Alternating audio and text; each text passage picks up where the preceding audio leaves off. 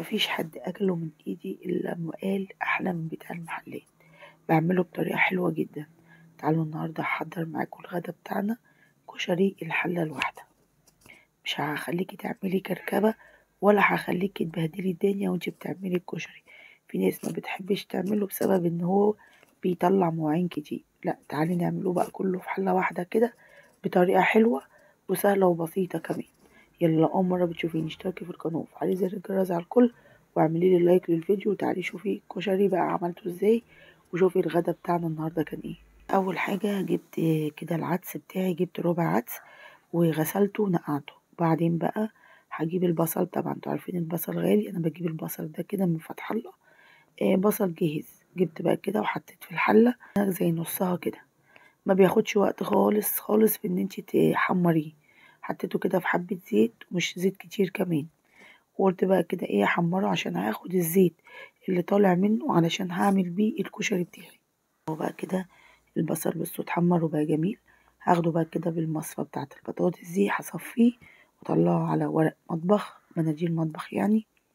والزيت ده بقى هبدأ ان انا اعمل بيه الكشري بتاعي.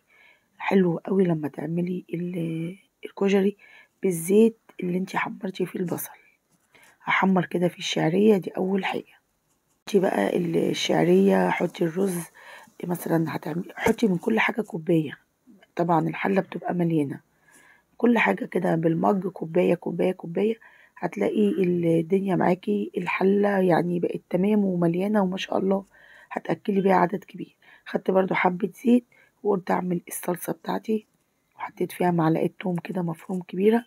وادي كمان الشعرية بتتحمر. شغلي بقى كده العينين بتوع البوتاجاز وانتي واقفة، هتبصي تلاقي نفسك في 10 دقايق مخلصة الكشري بتاعك. انزل كده كمان بهريسة فلفل لو عندك، لو مش متوفرة عندك مفيش مشكلة. انا طبعا مهدية النار على التوم خالص. اوعي التوم يتحرق منك وانتي بتعمليه، لازم بس التوم ريحته تطلع.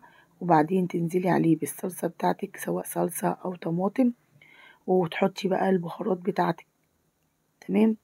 البهارات اللي انتي هتحطيها لازم تتحط البهارات دي عشان تدي طعم اللي هو بتاع الكشري بره، صلصة بتاع الكشري. انا كان عندي طبعا صلصة، رحت حطاها وحطيت مية سخنة عليها. وهنزل بقى بكمون وكزبرة وملح وخل، واسيبهم بقى كده ايه يغلوا مع بعض. حطي بقى معلقة كمون صغيرة، معلقة كزبرة صغيرة، حطي معلقة الملح بتاعتك، حطي زي ربع فنجان خل كده.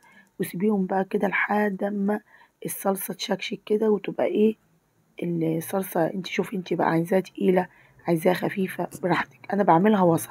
بس بقى كده حطينا الصلصة بتاعتنا وهنعمل بقى ايه الكشري. حمرنا الشعرية والعدس طبعا كان مغسول، صفيته من المية ومنقوع، مغسول ومنقوع. حطاه نقعاه كده بتاع 3 ساعات يعني، حطاه من بدري. ورحت نازلة بقى بالعدس كده ايه على الشعرية واقلبهم كده مع بعض. وبعدين اروح نازلة بالمية بتاعتي. نزلت بكوباية المية ورحت حطها على العدس والشعرية، وسبتهم كده يغلوا شوية. وبعدين رحت حاطة الملح ورحت نازلة بالرز. لقيتي المية قليلة على الرز، زودي حبة كمان، بس ما تزوديش مية كتير من الأول علشان خاطر الكشري ما يعجنش. تمام. يعني انتي ممكن على من كل حاجة كوباية تحطي كوباية ونص مية بس. ما تعمليش بقى حساب المكرونة واللي هي الشعرية والعدس، لا هو العدس بينزل مية، العدس بيفرز مية. تمام. هنزل بقى كده حطيت الملح، وهنزل بقى ايه بالرز بتاعي. عادي بقى كل حاجة كوباية هتطلع معاكي حلة كويسة والله. ما تزوديش، لو انت عندك عدد كبير زودي، انما انت لو 4 افراد هتكفيكوا الحلة دي كويس قوي وهيتفضل كمان. قلب بقى كده الرز مع العدس مع الشعرية وكده خلاص. اسلقي بقى مكرونة سباكيتي ومكرونة عقر صغيرة وحضريهم بقى. طبعا دول بيتسلقوا سهلين. هعمل معاه كمان بقى جنبه كده كبدة. جبت بقى كده معلقة توم كبيرة حلوة وهريسة توم فلفل. تمام. وحطيت حبة زيت وهشوحهم كده، هشم ريحتهم بس واروح نازلة بالكبدة بتاعتي. دي الكبدة بقى الاسكندراني. وبعدين اروح نازلة عليها بكزبرة وكمون وملح وقطع فلفل اخضر لو متوفر. الكبدة ما بتتغسلش واحط عليها بس حبة زيت، بس كده حبة خل، احط عليها كده حبة خل وما بتتغسلش، واروح حطها على الخلطة بتاعتي، واروح حاطة الكزبرة والكمون والملح، وقطعي بقى فلفل اخضر وارميه عليها، وسيبيها بقى هدي النار، وسيبيها تستوى براحتها عشان ما تنشفش وتسود. الكشري بتاعنا كده بقى خلاص. بصوا، لا معجن ولا اي حاجة. ما تزوديش المية علشان العدس بينزل مية، فانتي ما تزوديش المية، خلي المية على قد الرز بس. حطه بقى كده، وحط بقى، كنت سلقة المكرونة العقل دي حطيتها، مكانش عندي سباكيتي، بس انتي بقي لو اعملي حسابك وهاتي سباكيتي وحطيه مع العقل بتبقى حلوة قوي. شكلي في المكرونة المسلوقة اللي هتحطيها من فوق. وكمان كنت سلقة حمص، نقعته من بالليل لان الحمص بياخد سوا، ورحت سلقاه بحبة ملح، وحطيت كمان البصل اهو. وتحطي بقى الصلصة بتاعتك كده بقى من فوق، وتاكلوه بألف هنا وشفا. بجد حلو قوي. طبق الكشري بره ب50 و30 الصغير وب70. طب وليه؟ ما انت عملتيه في البيت اهو، وكمان حلو جدا.